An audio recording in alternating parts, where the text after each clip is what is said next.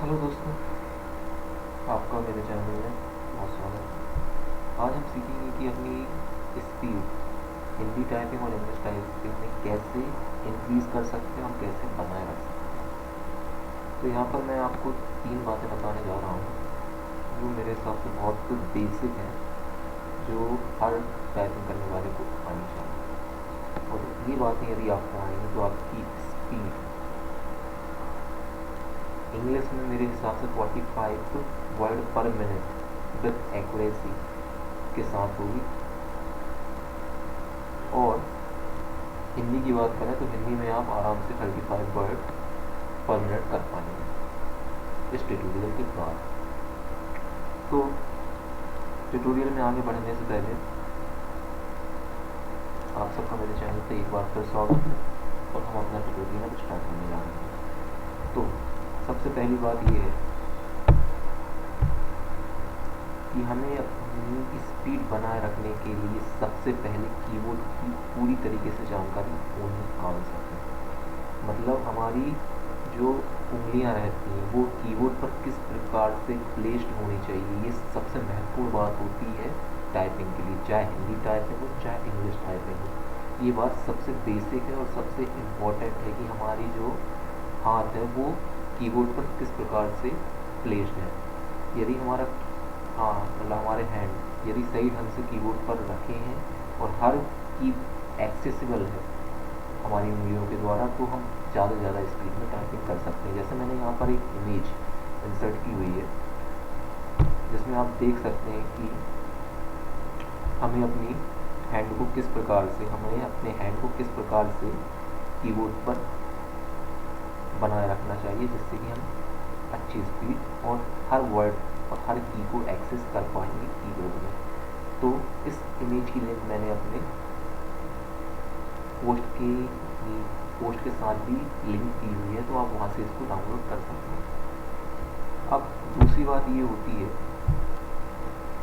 कि हमें हिंदी स्क्रिप्टिंग मतलब हिंदी टाइपिंग सीखना है। तो हिंदी टाइपिंग सीखने के लिए सबसे महत्वपूर्ण बात ये होती है कि हमको कीबोर्ड में कौन सी की से कौन सा शब्द बनता है हिंदी में वो याद होना चाहिए। जैसे फॉर एग्जांपल मैं यदि एन की को दबाता हूँ हिंदी फॉन्ट में तो एन से दा बनता है।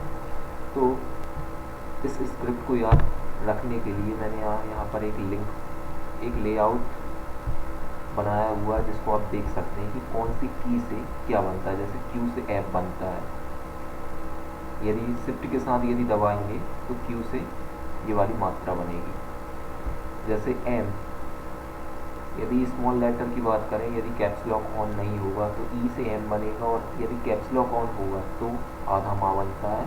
और कैप्स लॉक के बिना भी यदि हमको आधा माँ बनाना है तो उसके लिए हमको शिफ्ट और ई दबाना पड़ेगा, जिससे आधा माँ बन जाएगा। इसी प्रकार आप हर की को याद कर सकते हैं कि कौन सी की से कौन सा शब्द बनता है। ये सबसे इम्पोर्टेंट होता है हिंदी टाइपिंग के लिए कि आपको ये याद होना चाहिए कौन सी की से कौन सा शब्द बनता है।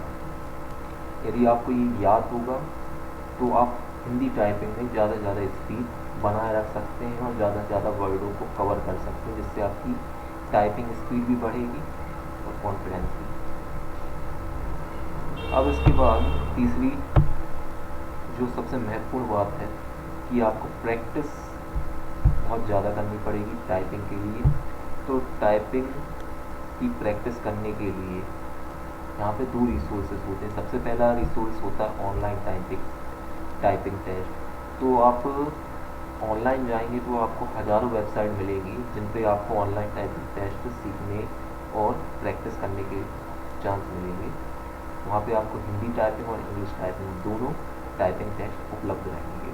इसके बाद दूसरा है, यदि आप इंटरनेट को एक्सेस नहीं कर रहे हैं तो आपके लिए ऑफलाइन टाइपिंग ट्यूटर सबसे बेस्ट होता है, जो आप मेरे हिसाब से बहुत मिनिमम कॉस्ट पर परचेज़ कर सकते हैं ऑनलाइन, और फ्री टाइपिंग ट्यूटर भी मिलते हैं। लेकिन जो आप लाइसेंस टाइपिंग ट्यूटर खरीदते हैं वो पूरा वर्जन रहता है और उसमें आपको बहुत सारी बातें सिखाई जाती हैं, जिससे आपकी स्पीड मेंटेन हो जाती है और ज़्यादा से ज़्यादा स्पीड आप कवर कर पाते हैं। तो मेरे हिसाब से भाई प्रैक्टिस मेक परफेक्ट।